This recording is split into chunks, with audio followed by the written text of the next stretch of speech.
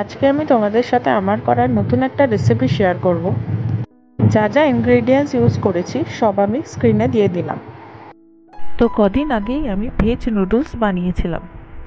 তার জন্য কড়াইতে তেল গরম করে কেটে রাখা ভেজিসগুলো ভেজে নিয়েছিলাম। আজকের এই ভেজ নুডলস রেসিপিতে আমি দিয়েছিলাম গাজর, ক্যাপসিকাম, ফুলকপি আর একটু কাঁচামরিচ কুচি। সব থেকে বড় কথা হলো এখন সারা বছরই সব রকম সবজি পাওয়া যায়, তাই বিভিন্ন সবজি দিয়ে এই ভেজ চাউমিন বা ভেজ নুডলস বানানো শীতকালে যেন দ্বিগুণ সুস্বাদু হয়ে ওঠে। আর ইভিনিংয়ে টেস্টি খাবার হিসেবে এই রেসিপিটা খুবই দ্রুত এবং সহজ, কিছুক্ষণ টাইমের মধ্যেই বানিয়ে নেওয়া যায়। ভেজিসগুলো কড়াইতে একটু ভাজা হয়ে গেলে আমি কিছু পেঁয়াজ কুচি দিয়ে ভালোভাবে নাড়িয়ে নিয়েছিলাম।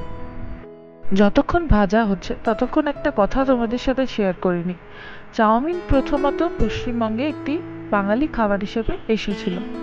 এটি মূলত 1950-এর দশকে চীনা শরণার্থীরা ভারতে আসার পর ঘটেছিল। এই শরণার্থীরা তাদের সাথে তাদের নিজস্ব খাবারের রেসিপিগুলো নিয়ে এসেছিল, তার মধ্যে ছিল এই চাউমিন। তবে আমার মনে হয় শর্ট স্প্যান অফ টাইমের মধ্যে যদি কোনো খাবার বানাতে চাও তবে চাউমিনটা সব মানুষের জন্যই খুব উপযুক্ত একটা খাবার। ভেজিসগুলো ফ্রাই করার টাইমে পরিমাণ মতো সুগার, সল্ট অ্যাড করে নিয়েছিলাম।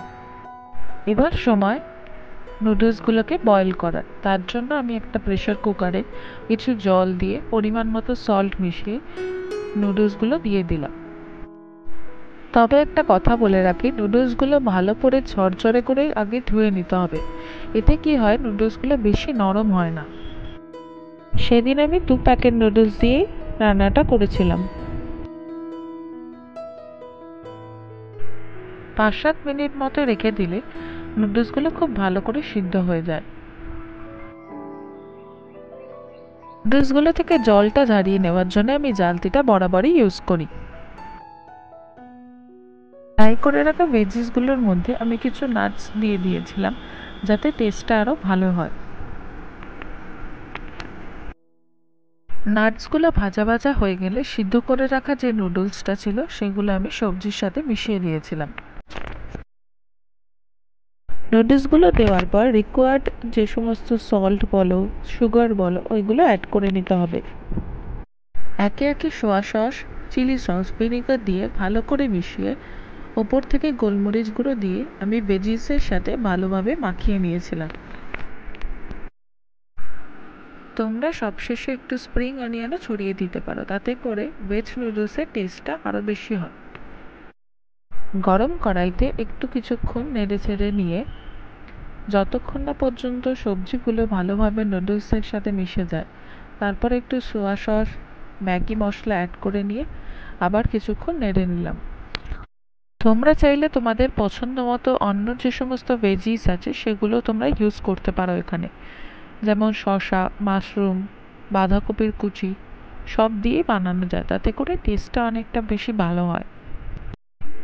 চলো, আমাদের আজকের জন্য এই ভেজ নুডলসের রেসিপিটা একদম তৈরি। খুবই টেস্টি হয়েছিল এবং গরম গরম খেলে খাবারের স্বাদটা দ্বিগুণ বেড়ে যায়। স্ট্রিট স্টাইলের চাউমিন বা নুডলস বানানোর জন্য দুটো টিপস দিয়ে দিই। সবজিগুলো ভালো করে ভাজতে হবে, তাতে কি হয়, সবজিগুলো নরম হয় এবং স্বাদটা ভালোভাবে বের হয়। আর দরকার পড়লে চিনির ব্যবহারটা খুব ভালো করে করতে হবে পরিমাণ মতো, যাতে নুডলস বা চাউমিনের স্বাদটা এতে অনেকটা বেশি ভালো হয়। চলো তবে, ভেজ নুডলস এখন তৈরি। এখন খাবার পালা। দেখা হচ্ছে পরের কোনো একটা ভিডিওতে।